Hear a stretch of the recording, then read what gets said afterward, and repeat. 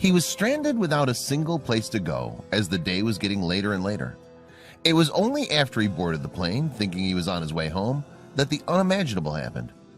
Out of nowhere, a woman informed the new dad that he wouldn't be flying today and that he'd better come with her right now. It was April 2018 when Reuben Swift traveled to Phoenix. He was happier than he'd been in months, and he had good reason to be. Reuben had just become a father, but circumstances had not been kind to the new dad. On the day he heard the good news, he thought that things were finally looking up, but his happiness would be short-lived. Reuben had been through a long legal battle to get here, but he'd done it. The court had granted him full custody, which meant that he'd be allowed to fetch his newborn baby, Ruandria, and take her to his home in Ohio. He couldn't wait to meet her, but he had no idea that fate was about to throw him a loop. The joyous new father then left the hospital in Phoenix with his little Ruandria, now only a member of this world for a mere 4 days, and headed straight back to the airport to prepare for the flight to her new forever home. Everything was previously discussed and arranged with the airlines. But imagine the horror for the new father when, despite all of this, the ticket officer informed Reuben that none of this really mattered at all. The doctors in the hospital who cared for Ruandria had prepared all the documentation to indicate that she was fit, healthy, and safe to be undertaking a rigorous interstate air trip and everything that goes with it. So how could this be happening now? Dumbfounded, Reuben could only listen as the ticket officer at Frontier Airlines explained why they would not be able to fly home. Turns out, according to the officer, there's a policy at the airline that restricts babies who have not attained an age of 7 days from participating in any form of air travel, regardless of how short the trip may be. Devastated and missing his family terribly, Reuben wondered how on earth he was going to overcome this obstacle. He started weighing up his options.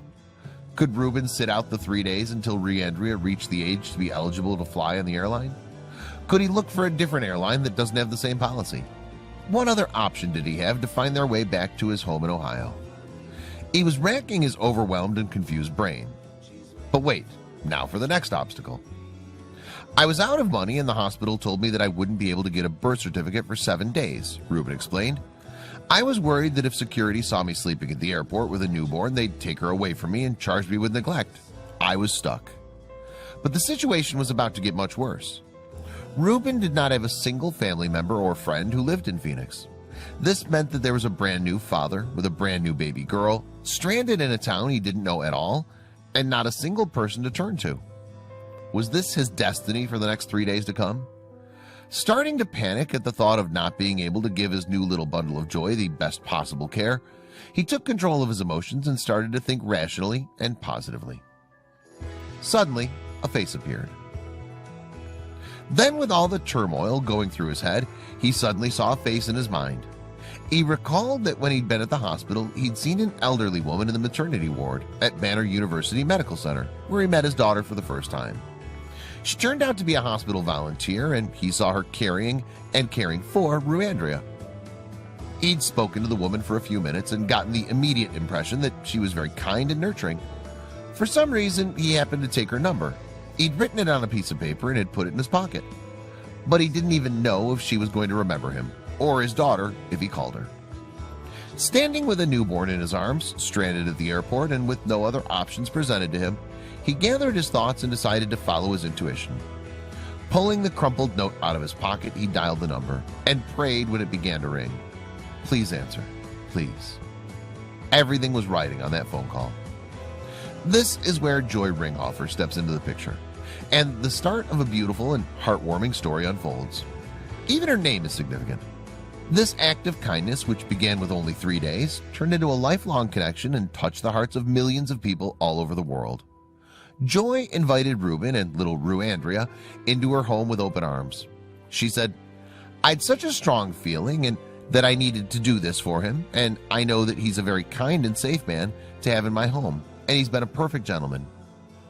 What started out as an extremely joyous occasion where he was going to fetch his newborn baby almost turned into a disastrous adventure when Reuben was to be stranded in a strange city with a brand new newborn baby girl.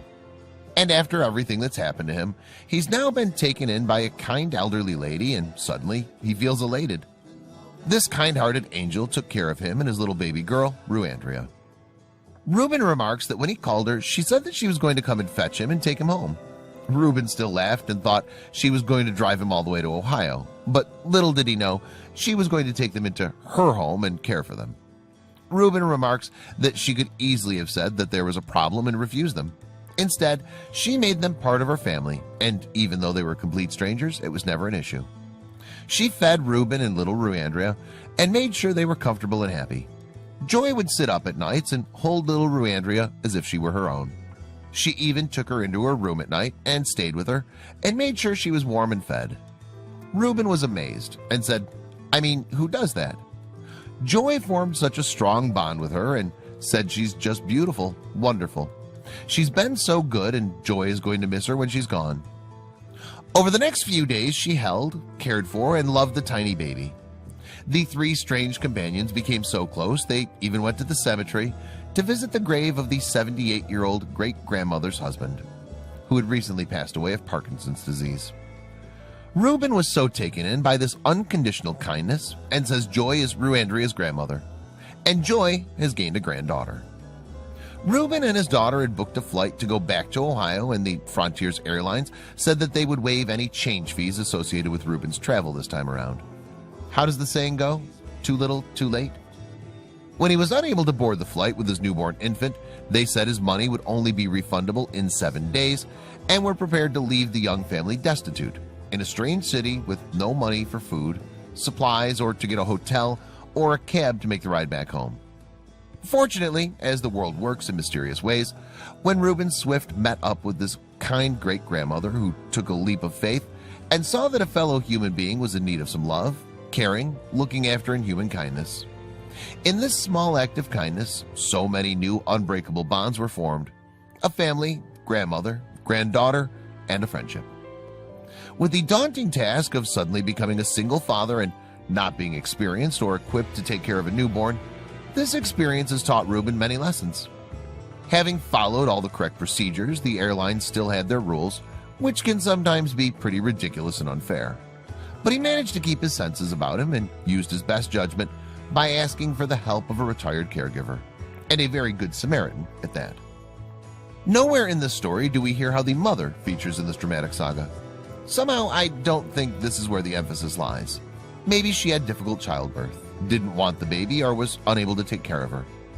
Or one could assume anything else in the book. The fact remains that Reuben Swift rushed over to Phoenix to accept his newborn and did absolutely everything in his power to give little Ruandria the best possible chance at life. With the help of Joy Ringhofer, it was all made possible.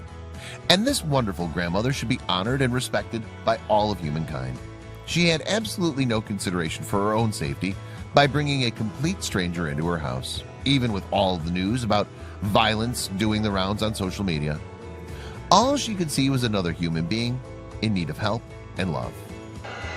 Ruandria and Reuben flew home, but he made a promise to return to the woman who has become family, a stranger who has now become like a grandmother who gained a granddaughter. What Reuben learned from this experience is that in this crazy world there's still compassion. The blessed new father wants to spread this compassion by encouraging others to help those in need. Let's return to a time when we all cared about one another. That's what I'm hoping will happen, he said.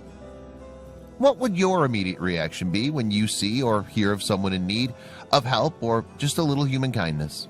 Would you turn your head, look the other way, pretend you didn't see someone's dilemma? Or will you stretch out your hand and offer some human kindness? In the end, would you be able to say, like Reuben, "I'm grateful"?